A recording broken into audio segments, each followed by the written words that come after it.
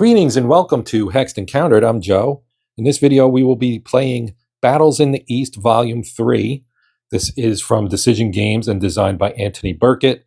And we're going to be playing the Drive to the Sea scenario. There are two in here. And so this is the earlier of the two. And we're going to get started here in a moment. But I did want to take a moment so you could see the entirety of the map that we're going to be playing on. Obviously, you can see up here, all of the units are currently clustered in the corner. The map is also turned sideways. North is this way. And I did that simply for the formatting of the videos to kind of keep things, kind of in this format, this landscape format. Quick look at the map. You've got the Soviet forces here massing for the attack. This is January of '45 in West Prussia. Then you've got the German defenders here, of course, and then you can see kind of some of the other things that are out here. We have these garrison units that we don't really know what their strength are yet. So like this guy right here, you can see there's a question mark. We don't know what his strength is, but we'll find out. But and up here, of course, is this is Danzig right here, and this, of course, is the North Sea. I did do a first look video for this game, and you can see this map and a little bit more detail on it, as well as the map for the other game, the other scenario, which is Battle for Pomerania, which takes place in February of '45. That's on the other side of this. This is a mounted map board.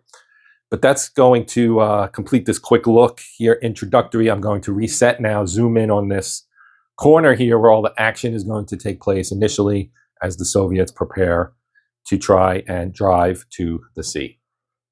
One more piece of housekeeping I wanted to mention and show before we actually get started. So this is our turn track right here.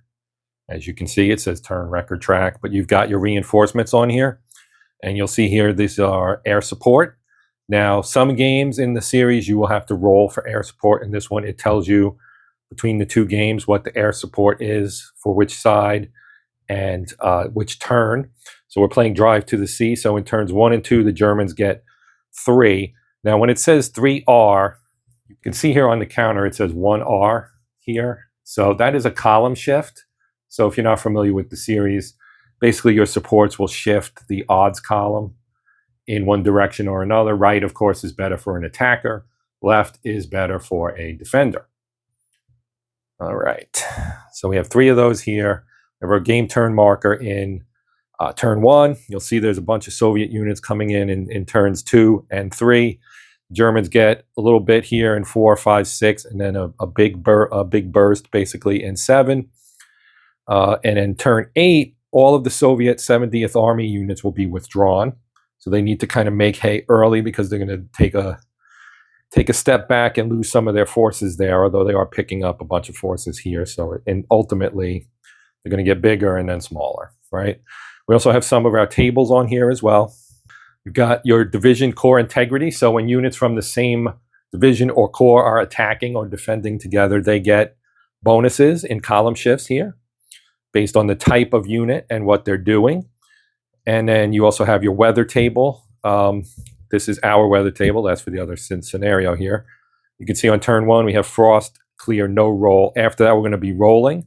So in turn 2, a roll of 1 would be frost, clear. 2 to 6 is snow. So we've got a really good chance of snow in turn 2. 3 to 10, it's going to be a 33% chance of snow every turn. So I did want to show that here. Oh, yeah, 3R for the Soviets. Sorry.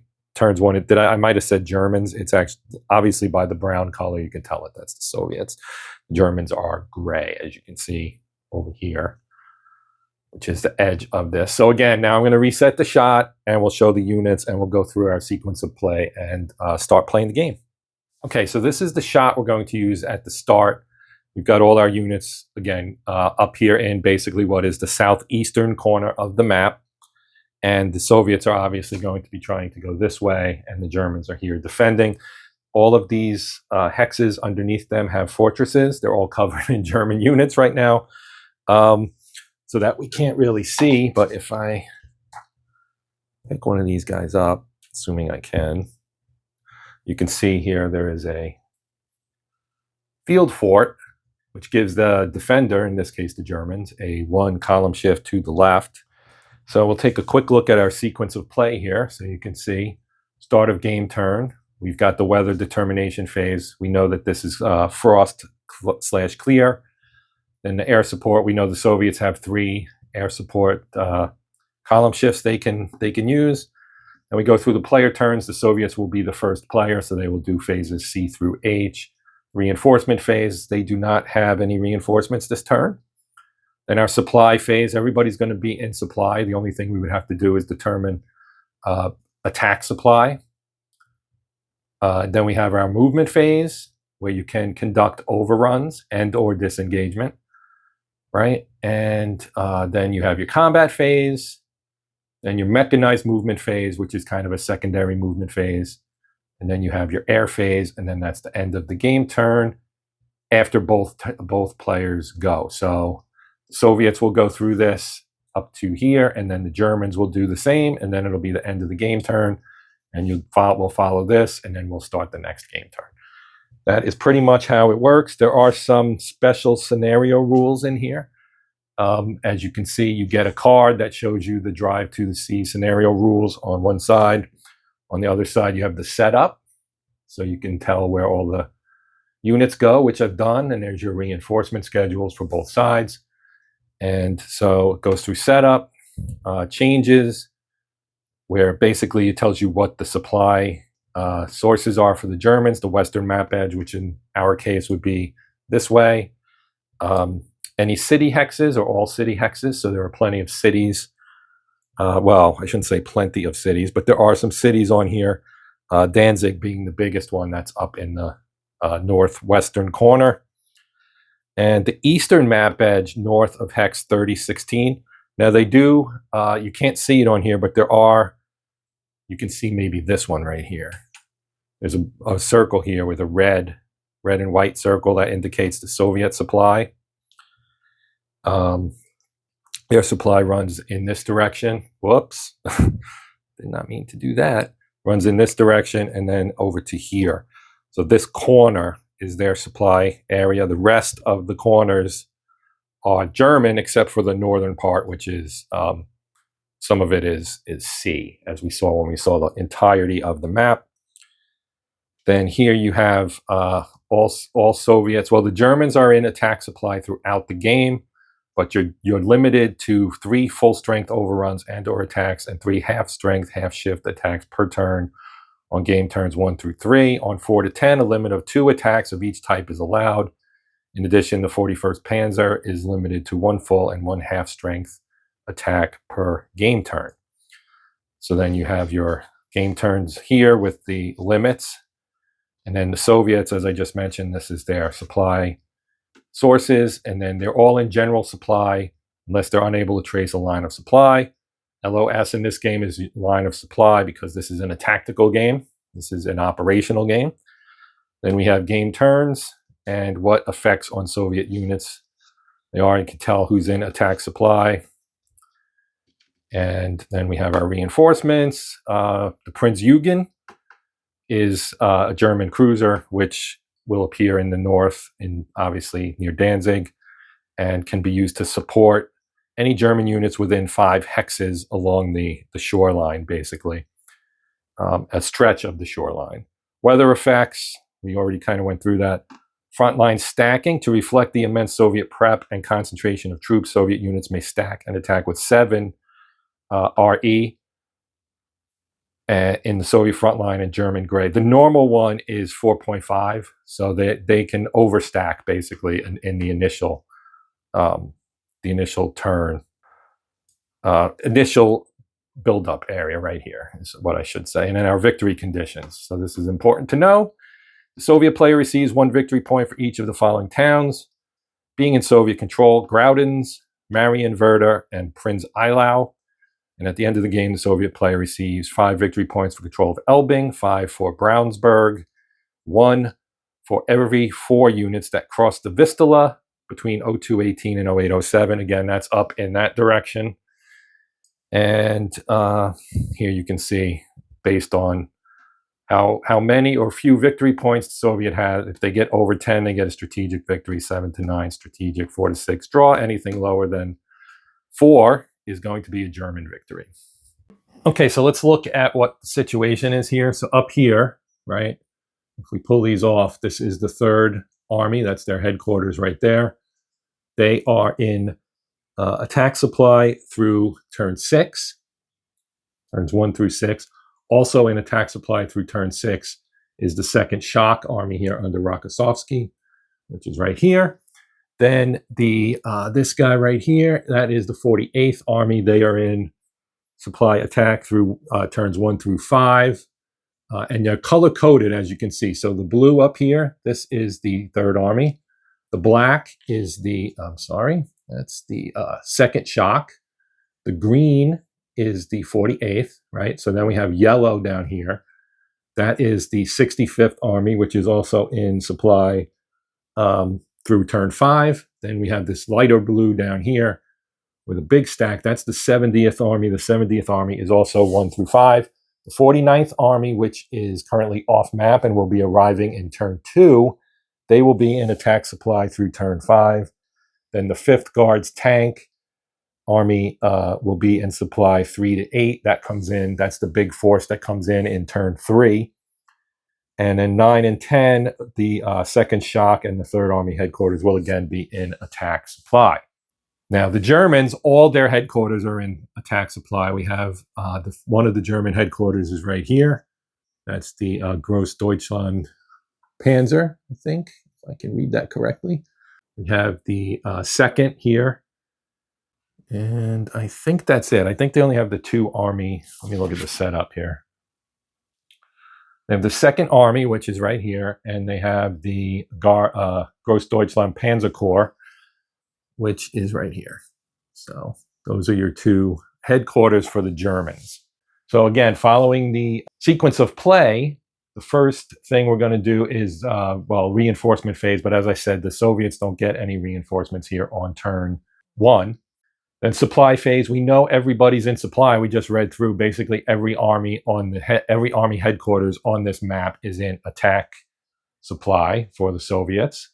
So then we can do initial movement phase. So now is when we are going to need to talk about the RE stacking. Okay, so let's take a look right here. Let's see if I can get this off without screwing everything up here. I'm terrible with tweezers, as you guys have no doubt noticed from previous things. So here we have the Soviet 250th Infantry Division. And this costs 2 REs. There is a table in the rule book. I will show you here in a second. Right here. That shows you the RE cost of all the stacking, right? So both sides are limited to 4.5 regimental brigade equivalents. That's where the RE comes from, regimental/brigade equivalents per hex. So you can see Axis Division is 3, Soviet Infantry Divisions 2, Soviet Militia or Mountain is 1.5, Soviet Armor Mech or Cavalry is 1, a Brigade or Regiment's 1, a German Kampfgruppe is 1, then we've got Battalion, HQ, Artillery or Rocket Regiment, Brigade or Division is 0.5. Leaders and markers, including fortifications, do not count towards stacking limits. Scenario rules may specify special units and their RE for stacking. So we know the Soviets at start can stack because of the special rule. They can stack up to 7 regimental brigade equivalents. So here we have actually an overstacked situation now that I look at it. But this was set up according to the rules. And actually, it's not overstacked. I take that back. We've got 3 divisions here. The 250th, the 290th. And this guy is what? This guy is the 384th. So this is three division stack. That is 6 REs. And up here, we've got 2 more. And that is 4. And then we have 2 over here. So what we can do is move some units in to kind of bump the power up maybe in this area here, and then we can attack this stack of Germans during the attack phase. You could also attempt an overrun, but I think I'll have to think about that a little bit, which I'll do off camera. But I just kind of wanted to introduce the theory here behind the stacking. Now, obviously, these are regiments on the German side. So here you see this is the 54th Regiment of the 14th, and obviously the strength is a little low. This is late war for the Germans. They were still very combat capable, but they were obviously getting towards the end of their rope after all the fighting that had been done on multiple fronts. I'm going to actually pause and take a look and decide if I want to do any overruns to show that right now, or if we wait for turn 2 to show overruns. Okay, so let's say we're going to do an overrun here, right? So this stack that we just looked at, okay, so here's our counter, right? The number here on the left, the first 3, that is the attack strength. The middle 3 is the defense strength, and the 5 is the movement points. So we have 3, 4, 7 is the total attack strength. Now, this hex has a field fort in it, so that's going to give the defenders a one column shift to the left. There's also a minor river there that they would have to cross, which is going to add both a 1 to the movement cost. So it's clear terrain. Movement cost is 1.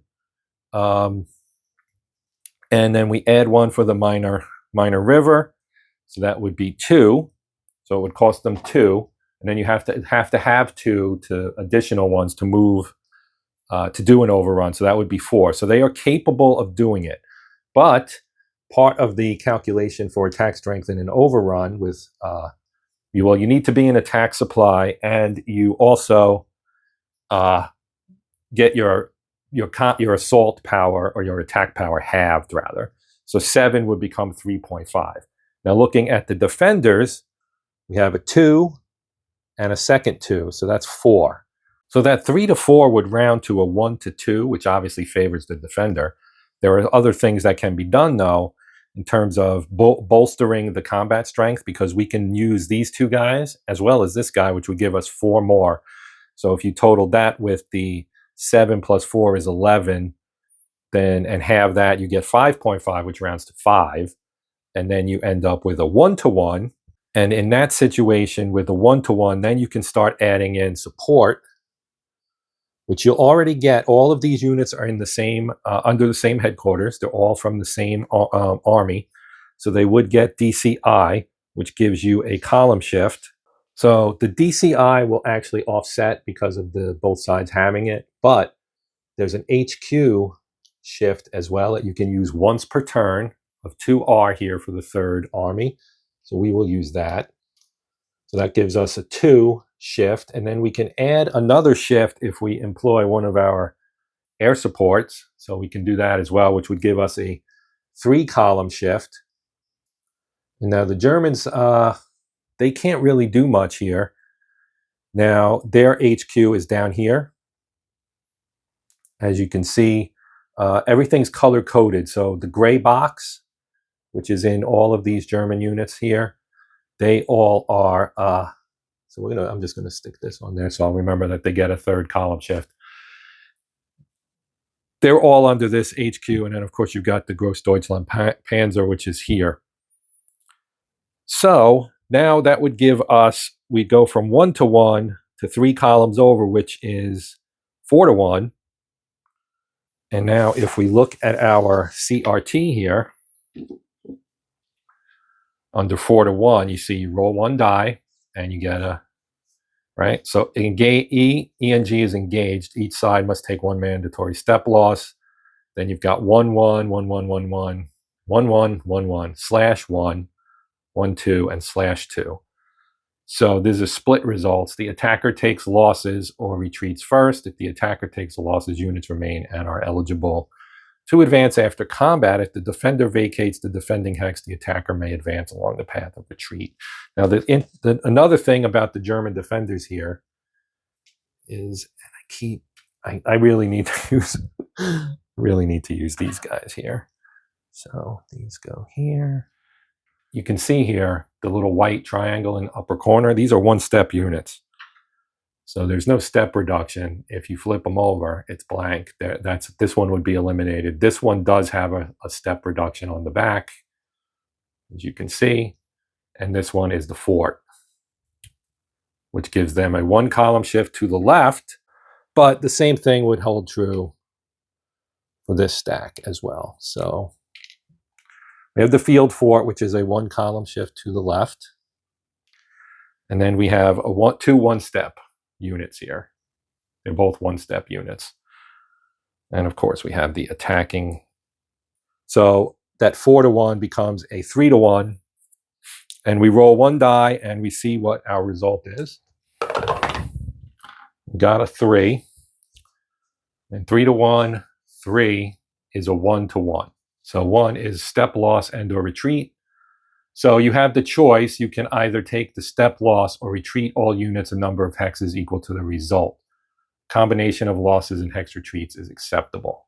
So the Germans have a choice. They can either take a step loss, which eliminates one of their units, or they can retreat. In this case, we are going to take a step loss. I think the Germans would want to hold that position.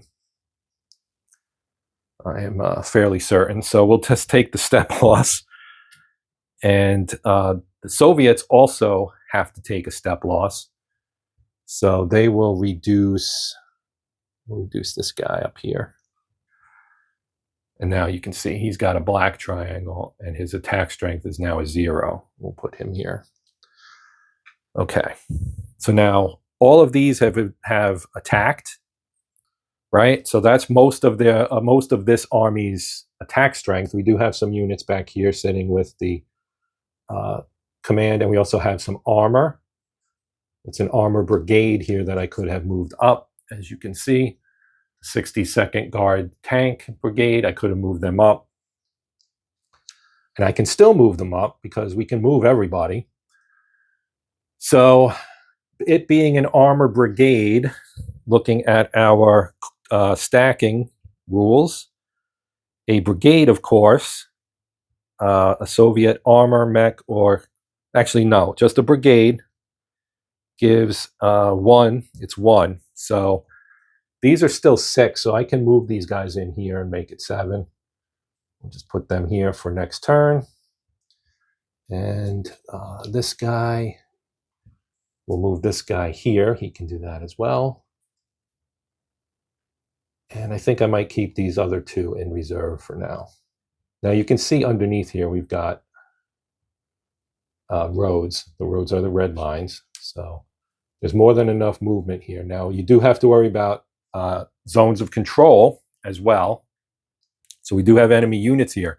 So to move to this spot would involve moving through a zone of control, because as soon as we enter this hex, we're in the zone of control of these guys. And since these have a defense strength higher than 0, they will prevent anybody from moving there other than through advance after combat or something like that. So these guys are kind of on their own a little bit, and we'll just leave them there.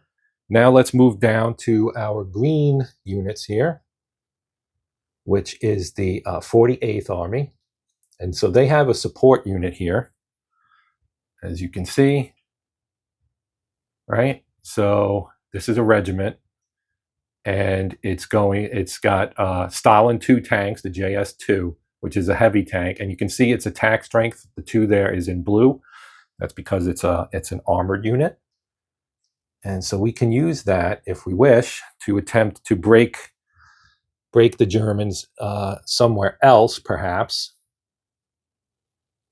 Now, the place where we can exert the most pressure with this unit here, hang on, let me fix this up. Okay, we'll switch to slightly smaller tweezers here and see if these will work better for me. So what I was saying is, we've got these 2 here can attack here, or we have these 2 here that can attack here. So it may make more sense if we were going to attempt to do an overrun, or what we can do also is simply move some stuff up, right? So here we have 3 divisions, right? And if we take this armor unit and move it here, now it's got 7, because this costs 1, it's a regiment. Okay, Now we've got 2 divisions. No, we got 3 there, but we only have 2 here. So we're going to move, well, we can move that brigade up. Let's move this brigade up and put them here. And then we'll keep this guy in reserve for now. So we're not going to do an overrun attack here. I'm just stacking up so that we'll do a regular attack in the next turn because we can do that. We'll have attack strength, full attack strength there because we're in attack supply. So we can really put a lot of firepower on this hex probably is what we'll probably do. Although I may look at this one too because this seems to be defended slightly less. And we've got German armor support here as well. So this could be interesting. Or actually that's not armor. Sorry. Okay. All right. That's an artillery unit.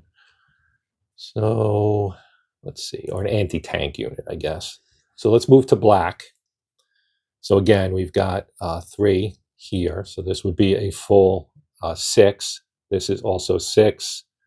That's 6. And then up here, we've got a tank brigade, several tank brigades. Now this is Rokossovsky. This is second shock. This is a pretty good fist here for the Soviets. So let's see if I can straighten these guys out.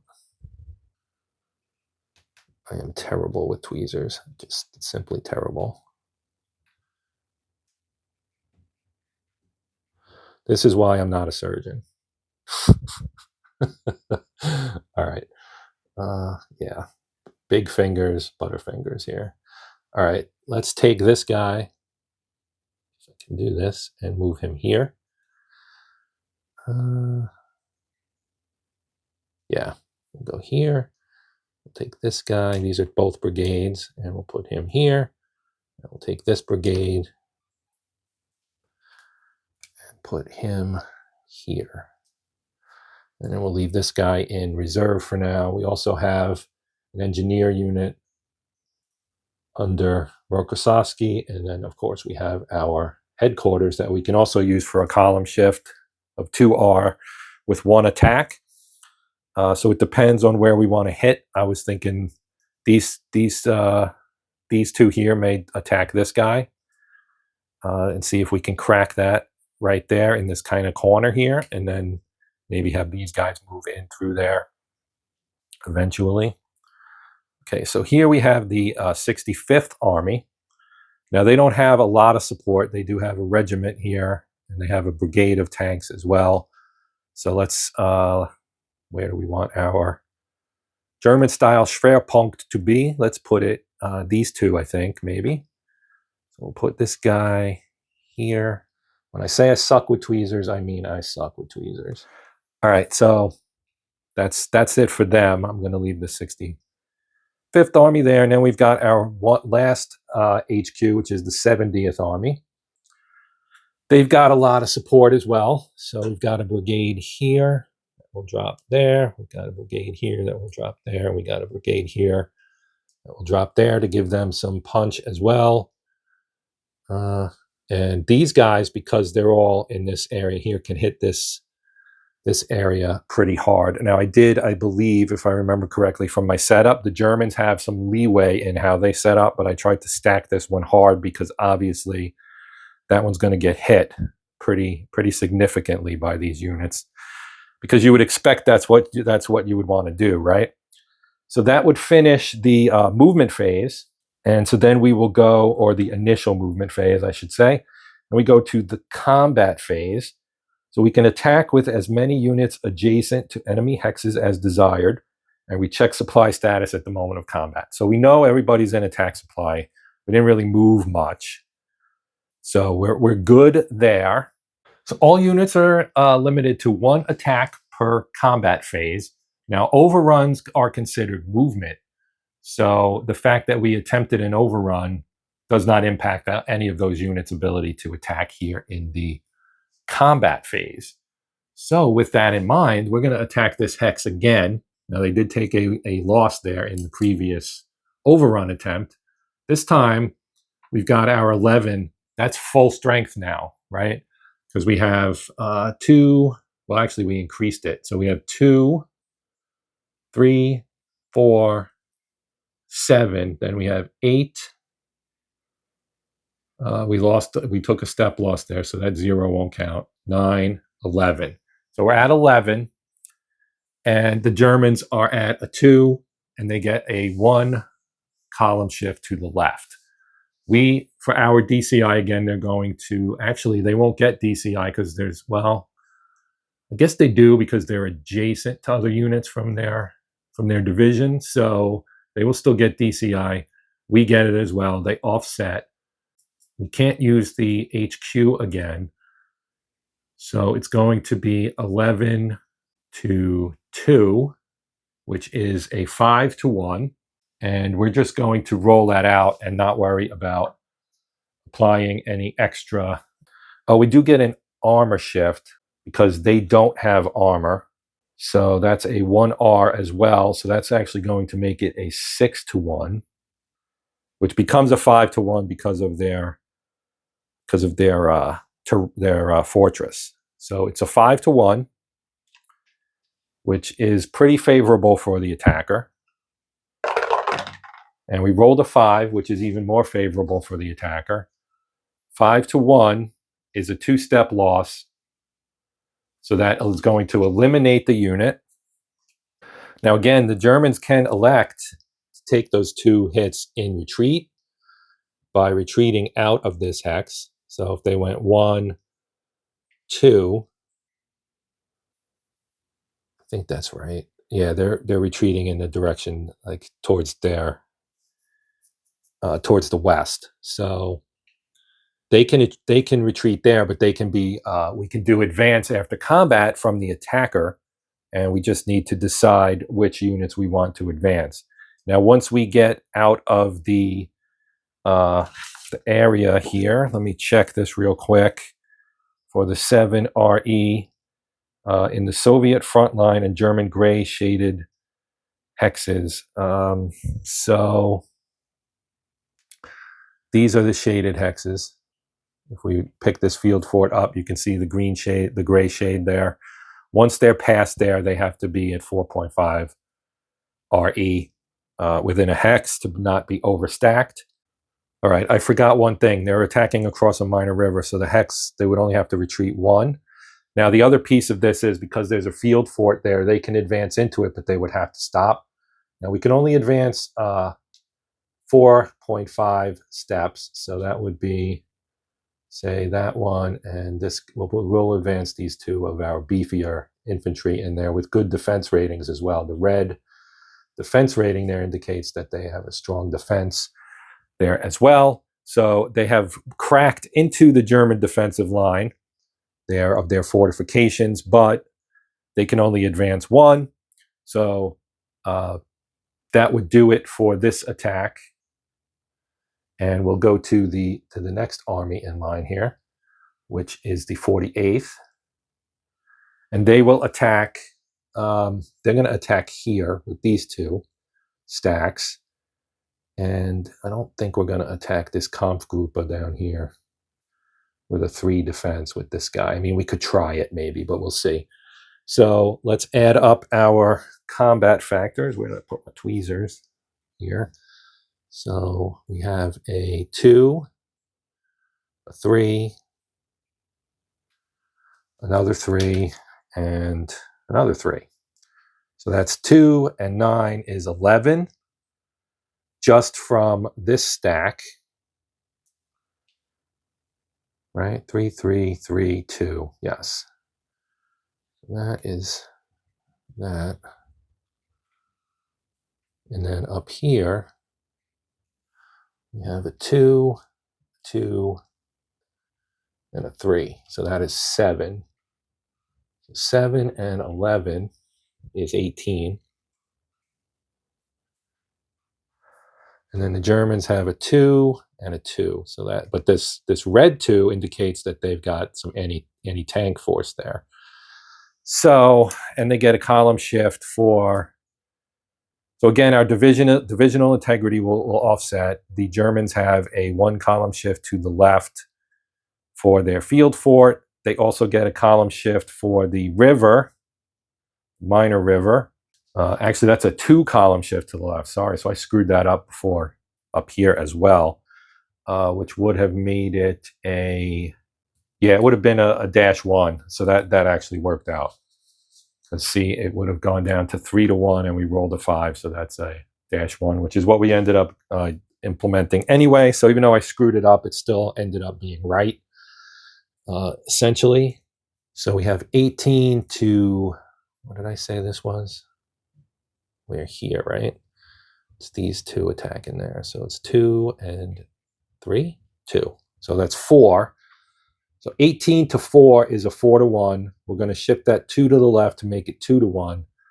And the Germans get a 1, or the Soviets rather get a 1 for their armor shift, make it 3-1. We'll put the HQ in there, which gives it 2 more. That'll make it 5-1. So the final is 5-1, and we will roll. Oh, a 1, which is terrible. So under 5-1 for a 1, you get an exchange. Basically, it's not really an exchange, but it's essentially an exchange. It's 1 loss on both sides. So let's see. Yes, we have to retreat both units. So this guy is going to go there as well. I guess the Russians will take the step loss with one of their infantry units here, and we're going to advance in with these guys and leave this guy here. Okay, so next we have the second shock. Now the plan for them, if I remember correctly, was to try to attack here, because they've got a Tiger tank there, a heavy Tiger tank. So yeah, let's see what we've got here. 2, 4, 5, 7, and on this side we have 3, 3, 3. We have 12. So 7 and 12 is 19. They have 2, 4, and a 1 shift to the left. So 19 to 4 reduces to 4-1. 4-1, and they get a 1-column shift to the left. There is a river, so they also get a 2 more column shifts to the left, which would make it 1-1. And now the Soviets will get any shifts. They do get the armor shift, so you get one to the right for that, and Rokossovsky can give them 2 as well, and then 4 total from the HQ. So that would make it 6-1, and that's a pretty good odds there, as long as we don't roll another 1. Let's put this up here so you guys can see it. And we got a 6. This is going to be bad for the Germans. 6-1. 6 is 1-3 asterisk. A 3 asterisk result must always include at least 1 step loss. So the Germans will have to take a step loss, and then probably retreat 2. So we will take a step loss, which does not eliminate this unit, but they do have to retreat, and they have to retreat 2. So 1, 2, so they'll be here. And then the Soviets can advance, and we'll just take this guy, I think, this stack, and put it here. Okay. Now the Soviets will go here to the 65th Army, which does not have an attached leader. Rokossovsky is the only one out here right now. They will get Volsky later. But it seems like the obvious place would be here, or maybe here, because with the 8th Guard tank here having pushed in, that makes things a little interesting for that area. But let's well, 8th Guard tank and the part of the 2nd Shock Army, of course. So let's attack I think we'll attack this guy right here. So we're going to use these 2 stacks. And we've got 2, 4, and 6 is 10. And they're not attacking across a river this time. So that's good. And then we've got 2 and 9. So we've got 19 again. And the German defenders have 4. And they are in clear terrain, so they don't get any bonus there. They get the 1L, 1 shift to the left. So 19 to 4 is, again, 4 to 1 with a shift to the left to make it 3 to 1. We can use the 2R, but I'm not going to. We're going to go with the 3 to 1 because I'm also going to try to attack up here and hit that stack too. We're going to be bold and aggressive in the Soviet format here. So it's 3 to 1. We rolled a 1, which is a simple 1// dash. So that means the Soviets take a loss and the Germans do not. So we will take one of our 3 infantry and we will reduce it to its reduced side. And nothing there. So if I had used that 2-column shift to make it 5 to 1, the results would have been 1-1, which still doesn't really do much for us. So they've got a 2, 2. So it's a 7, and they've got, it's across a river. Maybe I won't do this. So 7 to 2 is 3 to 1. Plus, we're going to take 3 shifts for the fort and the river. So that's a 1 to 1. And then we can take a 2R shift from the HQ that you can use once per turn to make it 3 to 1. So we're going to try again and hopefully not get another 1. And we got a 3. So that's a little better. 3 to 1, 3 is 1-1. So both sides lose 1 step.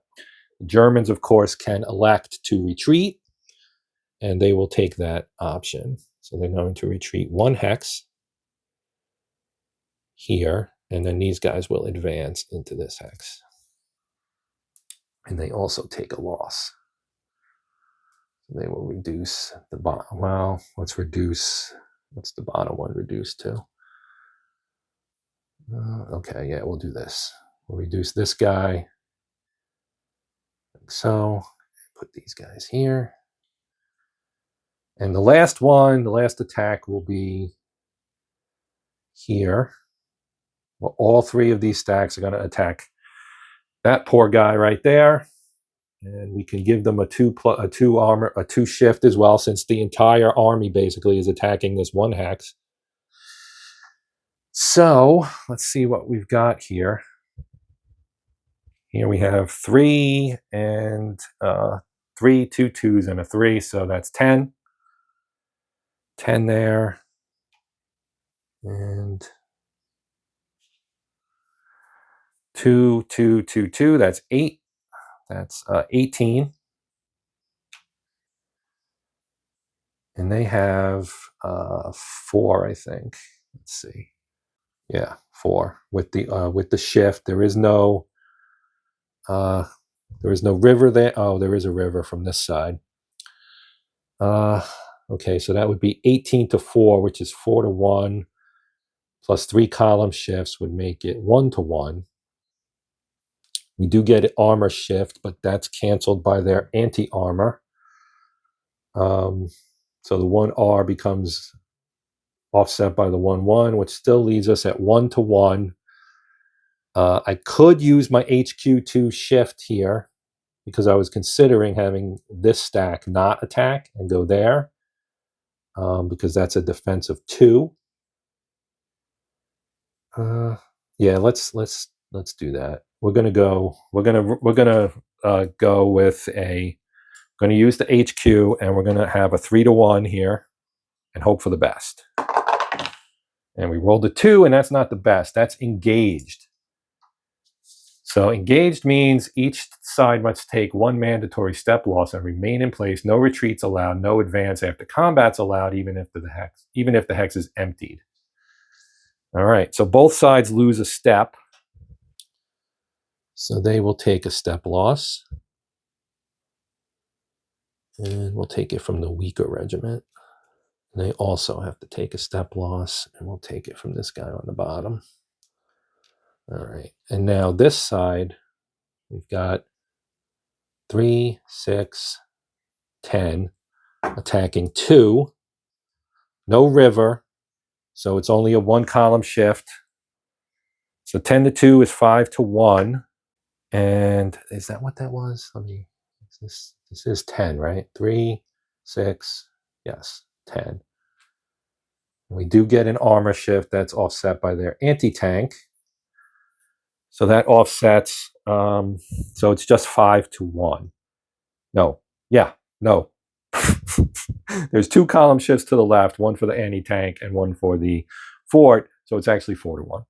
All right, so we're going to roll here on a 4 to 1 and hope we get something decent from the Soviet side. And we got a 2. The 2 on a 4 to 1 is a 1 to 1. So let's say they will pull back rather than take the loss. They need to conserve their manpower. They're going to take a loss, but we're going to advance. Oh, that's the wrong unit. It's the wrong unit. This is the wrong unit as well. Actually, no, it's not. That is what they were doing. So they will take a step loss with this guy. And these other units are all going to move up into the vacated hex. And this guy will stay here, which offers the Germans a counterattack opportunity. Okay, so that ends the Soviet turn. Now you would have, oh shoot, I should have used my air. Should have used my air because I have 2 left. Oh, okay, so let's say I used both air on that most recent roll, which was a 2. And the 2 was on a 4 to 1. That would have made it 6 to 1. And you can see here on 6 to 1 with a 2, it's just a -1. So that means that we can keep this guy full strength and leave him where he is. And I will have used all the air. So that's just brain fart on my part there. All right, so this has gotten extremely long, and we've only gotten through the Soviet half of the first turn, but I feel like you've got an idea of how the game works. So I'm going to stop this part 1, and we'll continue with a part 2, but I don't want this to run too much longer because it's already pretty long. So having said that, it is time to say goodbye. Please consider liking, sharing, and/or subscribing. Thank you for watching, of course. And that will do it. So until next time, I'm Joe. This is the Hexed Encounter channel. And as always, happy gaming.